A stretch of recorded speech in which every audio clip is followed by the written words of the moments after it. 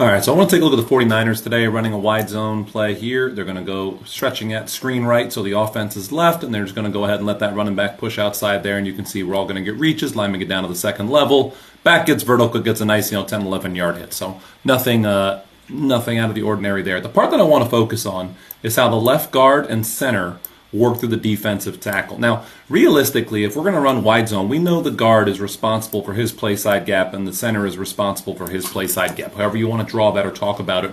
And sometimes when I talk about the guard starting on a nose here in different videos, people will say, well, that's not his gap, that's the center's guy. And you're right, but the guard needs to start here for multiple reasons. The first is that that's a very difficult reach for the center. For the center to get play side of a two or a shade can sometimes be very difficult, particularly when that dude is a guy like Quinn Williams. Second thing is the most imminent threat to this gap here is this guy. This guy can get to this gap faster than him or him. This guy is the most imminent threat. So we want to make sure that even though this D lineman is in a backside gap for that guy, we still start. So you can see he takes that backside shoulder and he gives a flipper through that backside, meaning he hits him with the forearm.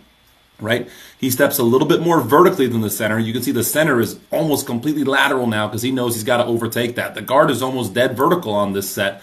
And then after he flippers and forces that back onto the center, knowing that the nose tackle is indeed in the A gap, that's what then frees him up to move on to the second level player right there, right? So that's one thing that's really important for young high school linemen to learn, or even high school linemen in general, is that even though you are the B gap player in this zone scheme, you have to start with the most imminent threat. And if you are covered by anyone, meaning a two tech in this case, even though you expect him to end up in the backside gap, that is still your initial threat, and that's where you have to begin. And if you can give your guy a flipper, or at least a Philly, which is where we stab with that backside hand, that might be enough for this guy to begin overtaking, and you get down to the second level, and now neither him nor him can make the tackle. And you can see Quinn Williams was not far here. That flipper from the left guard leaving is all it took for Quinn Williams to come up short of that play, and that's a really important thing to learn, is that line of scrimmage first.